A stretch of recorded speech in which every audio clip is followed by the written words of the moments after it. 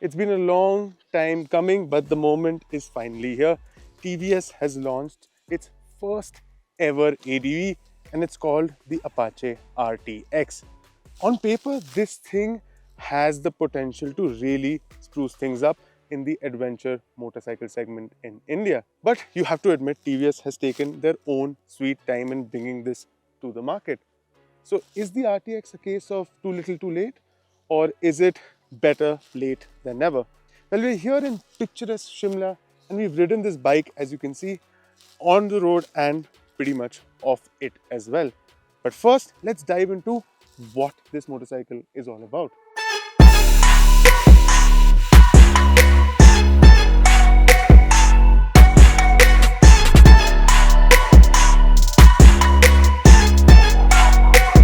Now let me quickly run you through all the important bits here. You've got a 19-inch front wheel, not a 21-inch. That should tell you its intentions. I'll get to that later. Alloy wheels, both ends.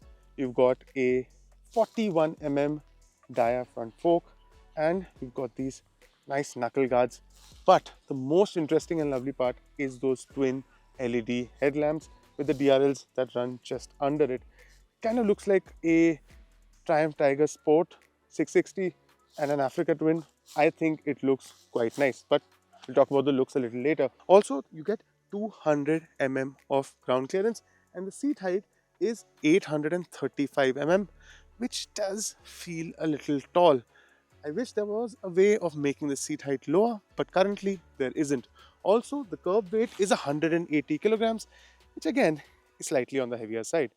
Now, from an ergonomic standpoint, you have a nice and open chested sort of seating position. Your hands sit wide and the foot peg position isn't too committed either. And this will be a boon when you're going on those long touring rides. Now, this color here is called Viper Green and there are 5 other colors apart from this to choose from. Again, let's get back to the motorcycle. You also get a nice and wide handlebar. You've got very nice switchgear from the other TVS motorcycles, which is quite premium, feels quite upmarket. And you've got this 5-inch TFT display. Again, borrowed from the other TVS products and looks quite good. You also get adjustable suspension on the top model, a brass coated chain and TPMS, but you don't get that on the base and the top variants. Now, coming back to the cycle paths, you've got this steel trellis frame, which looks quite lovely. And the main talking point here is that all new engine, but I'll get to that a little later. Now, around the back, you'll see this mount here for your panniers or any other mounts that you may want to put. TVS also sells you accessories that have been done in collaboration with GV. I also quite like this exhaust, which has this dual barrel thing going on the inside, and it sounds pretty good as well. At the back, you've got this 17-inch wheel and alloy wheels, of course, and you've got a monoshock suspension. Why don't you tell me what you think of the design? I think it looks quite good, quite substantial, even though you may not imagine that when you think of it because it is a 300cc motorcycle. But I quite like the way it looks. You tell us your thoughts in the comment section below. Now it's time to get on this bad boy and tell you what it's like to ride.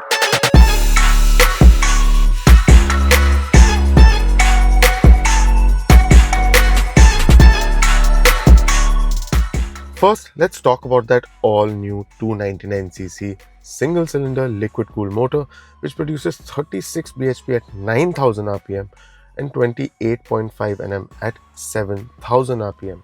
This brand new engine, which was first showcased at Motorsoul last year, is mated to a 6-speed gearbox with a bi-directional quickshifter. There are a total of 4 riding modes: rain, urban, tour, and rally. Rally, by the way, turns off the rear ABS automatically. I found myself using Tour mode the most as it delivers all the power and is most suitable for the road section of our ride. Honestly, getting that kind of power output from this kind of engine capacity feels like a great achievement, and what's more, the way it puts it down is even more impressive. Sure, you have to ring the throttle to see what it's capable of, but there are minimal vibrations at higher RPMs. One other thing I must mention is that 5-inch TFT, which is crisp and clear and is available from the top variant, which also gets the aforementioned quick shifter and LED headlamp with DRLs setup. If you're curious, the base variant gets traction control, cruise control, and the 4 riding modes I mentioned earlier. Now, the RTX sits on a steel trellis frame and an aluminium die-cast swing arm, and I have to say, this is one aspect where TVS has really put in the work. The ride quality feels supple, and sitting and riding almost 100 kilometers in mixed terrain felt comfortable and relaxing. The stiffness is there when you need it, and the RTX takes corners with confidence. Riding up a twisty bit of mountain road felt fun. Also, the top of the line BTO kit gets adjustable suspension, brass coated chain, and TPMS. The 41 USDs and monoshock do a good job with soaking up bumps and undulations on the road, and they barely come through to the rider. Also, there's 180 suspension travel at each end, which isn't a lot if you think about it from an off road perspective, but is more than enough for road touring. The seat cushioning and contouring too felt adequate, and I wasn't tired after a reasonable day of riding. Braking duties are handled by a 320 disc up front and a 240 one at the rear, and the performance once again was quite good.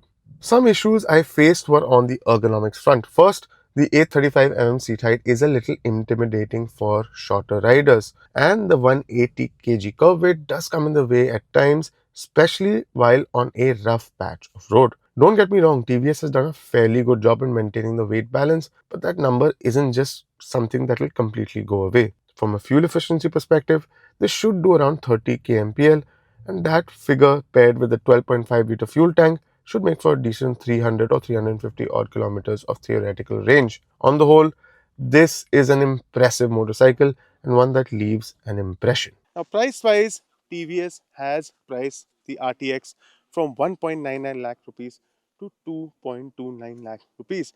Now, there's also a top variant, which ironically isn't the top variant, it's the middle variant, which costs 2.14 lakh if I am not wrong. Now, I think at that price point, this will definitely draw buyers to the showroom. And look at this all new way of doing adventure motorcycles. Now, like I said in the beginning, it has been a long time, but this is definitely a case of better late than never. I really have enjoyed my time on the RTX. I wish I had a little more time and on my terms, if I can be honest. But nevertheless, this was a wonderful ride. Now, when it comes to the motorcycle, yes, there are a few things. The engine has to be revved quite hard, and the characteristic is more of a sporty motorcycle than an ADV with low end grunt. But I don't mind that. You have to rev the nuts off this thing, but that is quite fun. Overall, I think TVS has a winner on its hands, and I can't wait to see different iterations of this motorcycle and, of course, with this brand new engine. Until next time, thank you so much for joining us. Ride safe and take care.